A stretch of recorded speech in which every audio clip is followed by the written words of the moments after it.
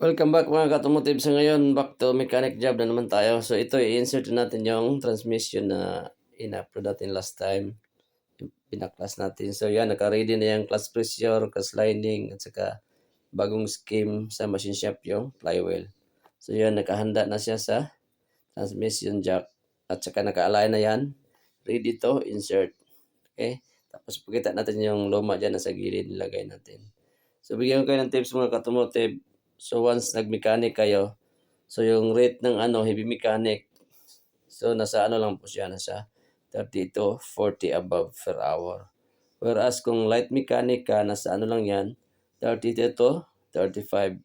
So pag ka, local hire ka. But iwan ko lang kung sa overseas ka nag-umpisa, so medyo mababa siya. Once local ka, nag-apply, so ganun yung mga rate dito. Okay? So kasi itong heavy mga automotive, so hindi ko siya madalian. Kaya nga heavy, kaya medyo mataas yung rate ng market ng ng mechanic sa heavy. Yung per hour niya compare sa light. Kasi yung light medyo lang siya magaan. But same pa rin.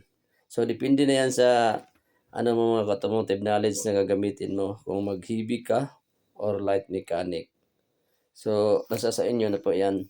So sa mga diyan sa mga mechanics, so wag din nang kalimutan